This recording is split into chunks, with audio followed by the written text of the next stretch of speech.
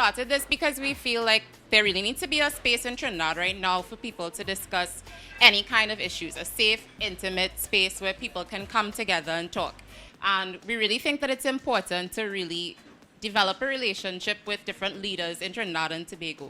Sit, discuss with them, ask them questions, have an open space for dialogue. So, good evening. Good evening. Buenas tardes. Buenas tardes también. Y hablo Bonsoir. español también. Bonsoir Oui. aussi. Ça va bien? Marhaba. مرحبا انت تتكلم عربي؟ I am clearly shamelessly appealing to the polyglot here, okay? Trust me, this marhaba was very hard for me. You did well, you did well. Thank you, thank you. I think I should get a round of applause for that. That's Arabic, y'all. That's Arabic, y'all. Okay, I got it.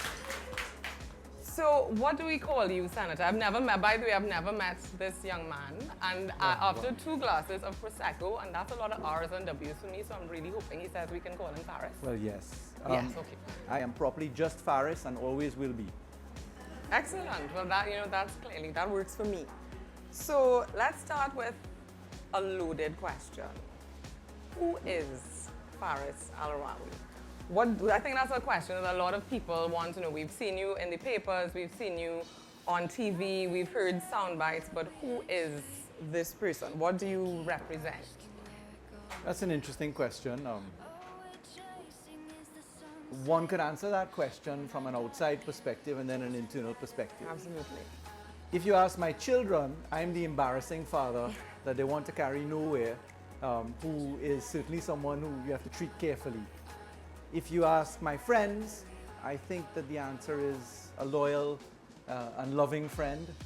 And if you ask my mother, I'm eternally, to my mother and father, a boy in short pants. If you ask Dr. Rowley, he'd probably tell you, boy, that man don't stop talking. And if you ask the judges, I think that they'd give you a different perspective as well. But truthfully, I'm Trinidadian and Tobagonian. I learned that label being the son of an Iraqi and a Trinidadian. Each time I went to the Middle East on my summer vacations that I'd spend my time there, I'd have to get to the border. The fellow would look at my passport and say to me in Arabic, where is this from? And I'd say, this is Trinidad and Tobago. And then he'd say, well, where is that? And then I'd have to pull out a map of the world and explain where Trinidad is. And then he'd say, but how come an Iraqi lives there? And I'd say, well, my mother is Trinidadian. He'd say, but hold on. If you are from Trinidad and Tobago, how come you describe under nationality your nationality as Trinidadian? And they would make me fix every single time that to Trinidadian and Tobagonian, despite the protestations that you could only be from one island. So I'm Trinidadian and Tobagonian, and I believe that our country is in crisis. I say that because our productivity levels in our country are extremely low. Our discipline factor is extremely low. Our intelligence quotient rises and falls depending upon where you go. I say that because our young people, for some strange reason, think that there is no space for them in our society's operation. And those are hallmarks that can only change when someone steps up and says, well, I'm going to give it a shot, win, lose, or draw. So if I were to describe myself and answer your question finally with that long run up to the wicket, I think I'd probably say that I am a proud citizen of this country, and I just want to serve for the time being in the role that I am given. I'm very grateful for the opportunity to have served the country thus far. And I think it's now or never. It's either we step up to the plate now, or there will never be an opportunity for our future. I was actually about to ask you, why now? Why not in 5 years? Why not 5 years ago? And certainly, what was the kind of aha moment that you said, you know what, I'm by your own right, a successful lawyer. You do have a practice. Your wife is quite successful as well. So, I mean, you made this, and are making this change from one aspect of private life into a very public life. How do you reconcile the two? Or do you reconcile the two? This is perhaps the hardest decision that I've made in life. To press pause on your life's pursuit, your private ambition, is a very hard thing to then step into the fishbowl experience that politics is. The thought of giving up autonomy and independence in business, in professional practice, to just go whenever you want to go, to achieve the things that you want to achieve and then stop and say, well, I'm going to do this now for others. So it's a frightening prospect. Why now? Opportunity comes and knocks on your door once in a while. And in 2010, a gentleman who I didn't know too well, a fellow named Dr. Keith Rowley, approached me and said, I'd like you to think about coming into the Senate. And he gave me a few words of caution as to what political life would be like. And it was at a time when the PNM was decimated. We were down to 12 seats in the parliament, being raw, pure, safe seats of the PNM. And I said to myself, what better opportunity is there to go into something if you want to contribute than when it is at its lowest? Because then there is the greatest opportunity to make the greatest difference in your participation. I came into this thinking, you know, there are rules to be followed and somebody's going to have a book and tell you these are the guidelines, here's what you need to say or don't say. And the now in 2015 involves selecting personally the hardest seat in Trinidad and Tobago to run for in the election. Don't worry, we'll get to that. Don't you worry about that. With pleasure. Now you did mention young people. I mean, we're both the same age, I know we're young. But there is a younger demographic of people that I think everyone in here may be a bit worried about. I affectionately refer to them as the boat ride generation. And they seem to be very at all. And I'm talking about the 18 to 24 demographic that their interests simply lie elsewhere.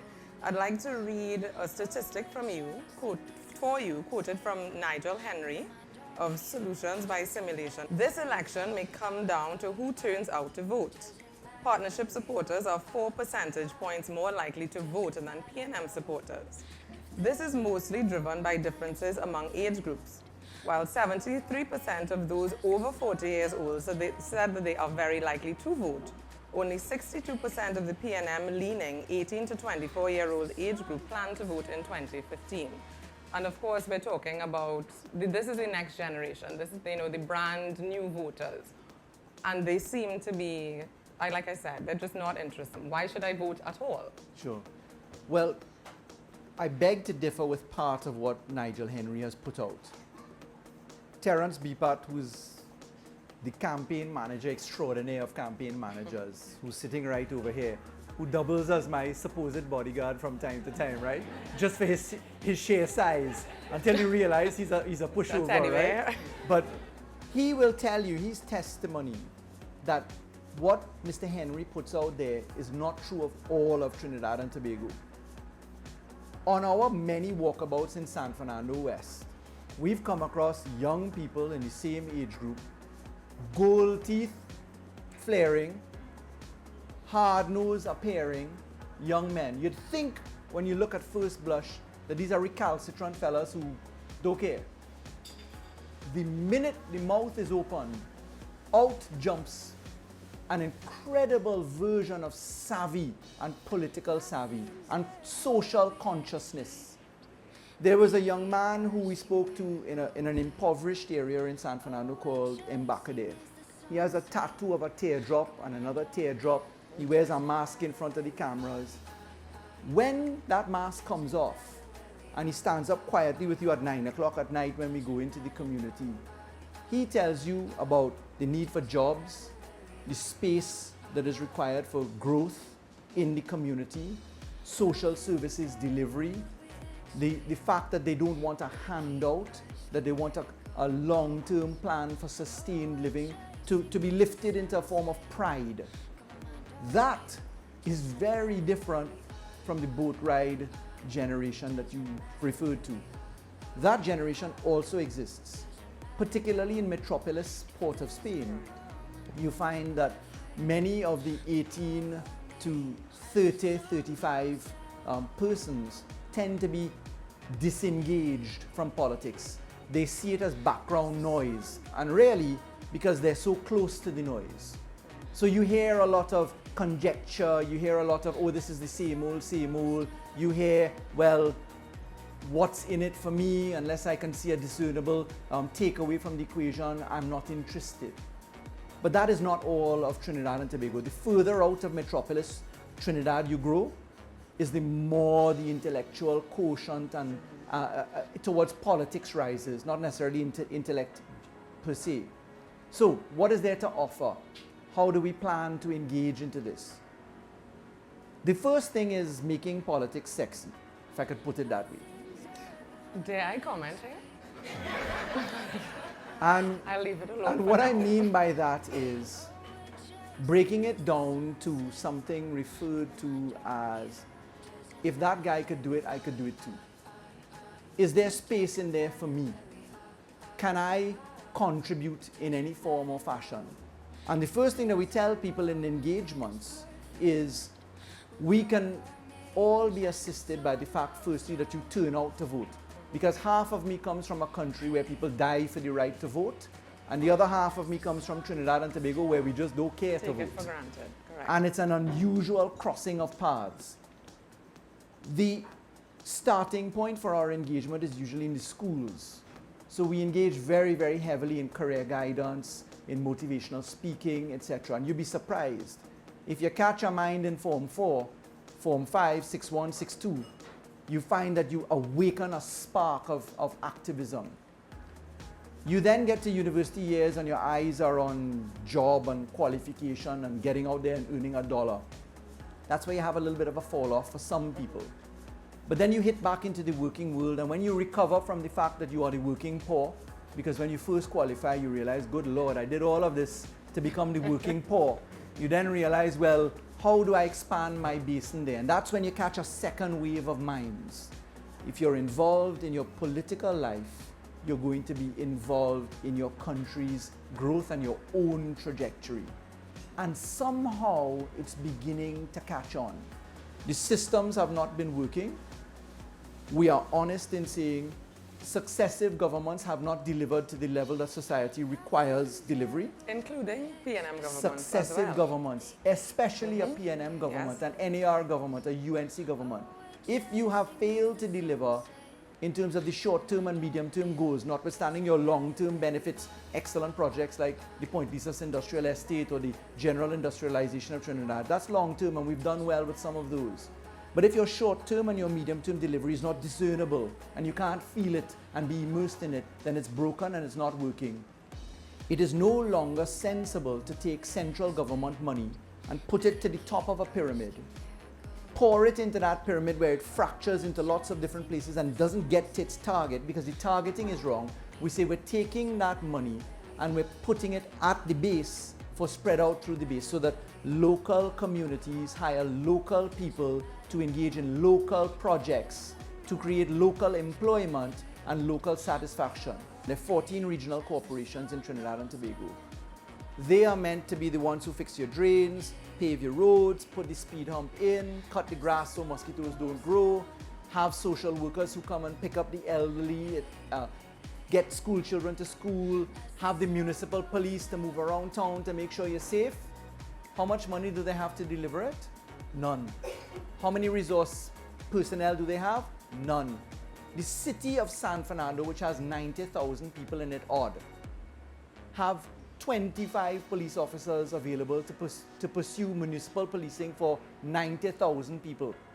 The budget in San Fernando for cleaning public lots so you don't have chickpea and dengue spreading is $0.00.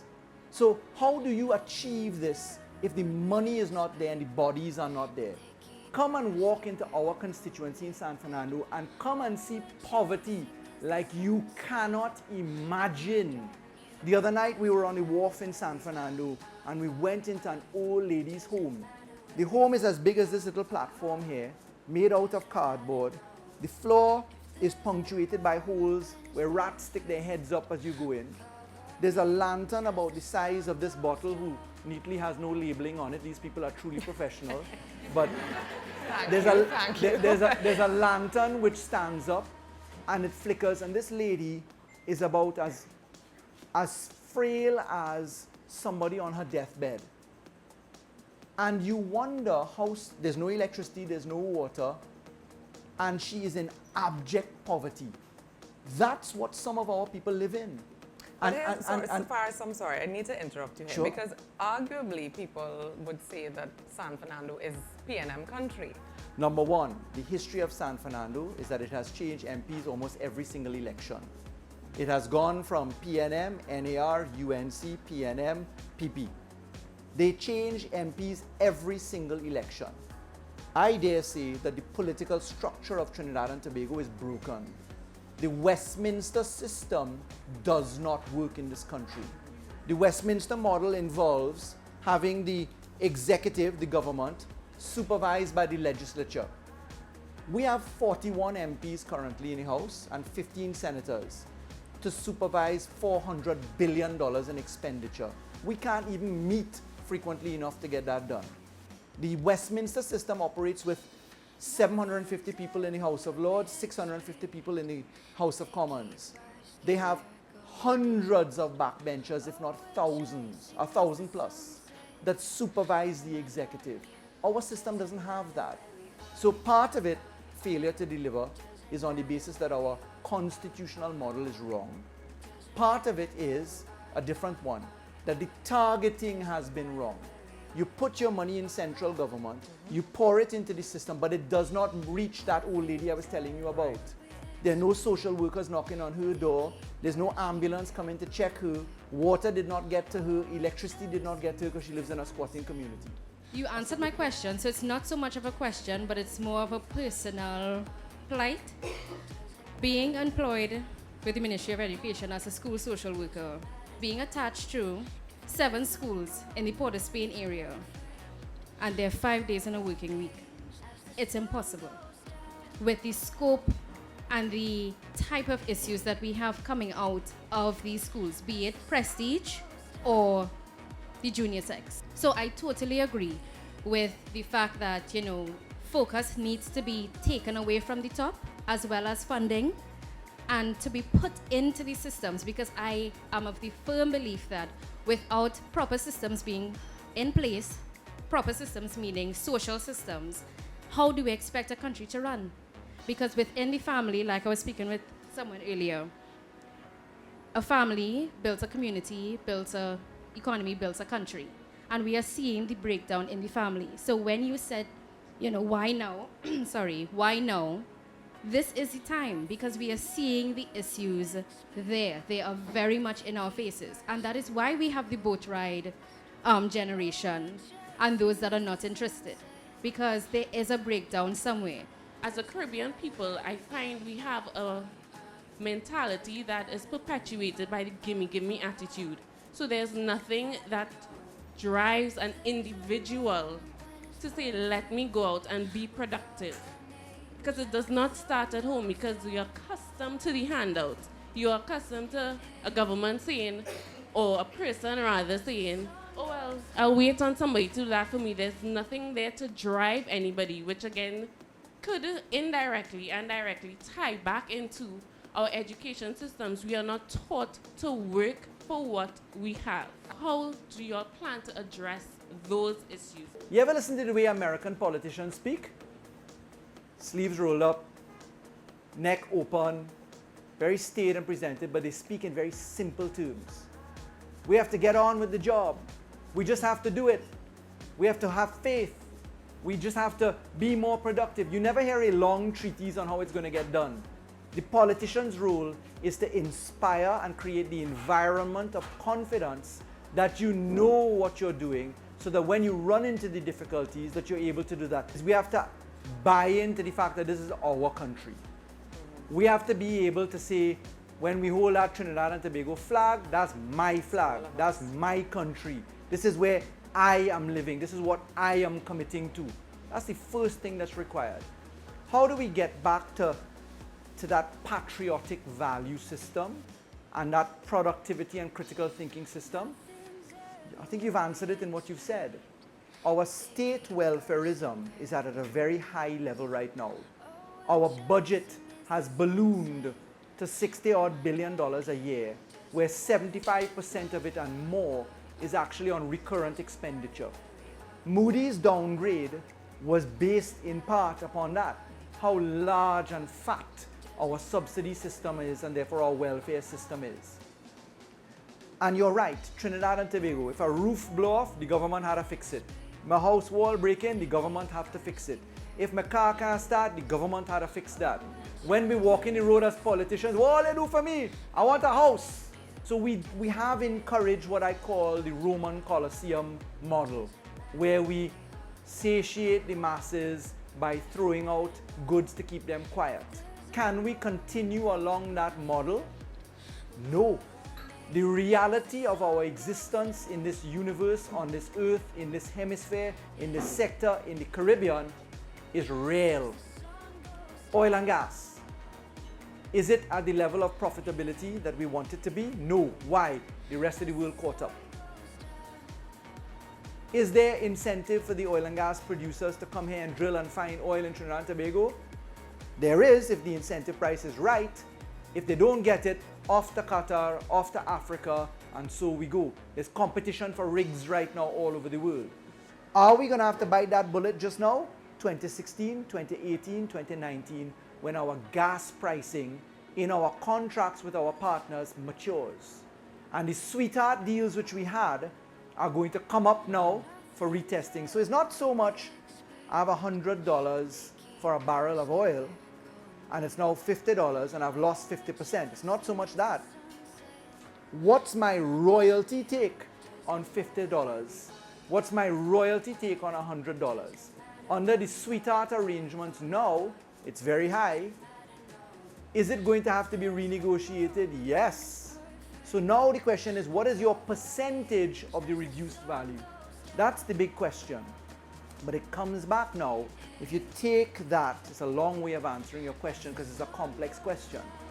If you take that reality into perspective right now, what it means is that the situation is going to demand that it is fixed. People tend to react when it's laid out openly to them. What we need to create is faith, confidence, and line of sight so that we know how we're going to negotiate our way out of these circumstances.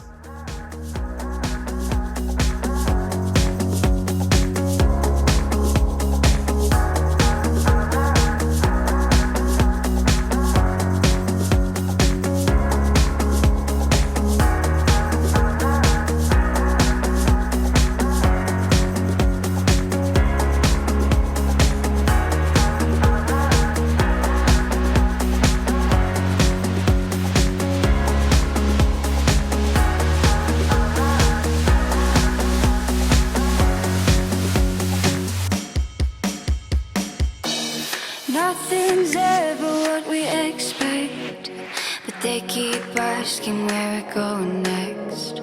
All we're chasing is the sunset.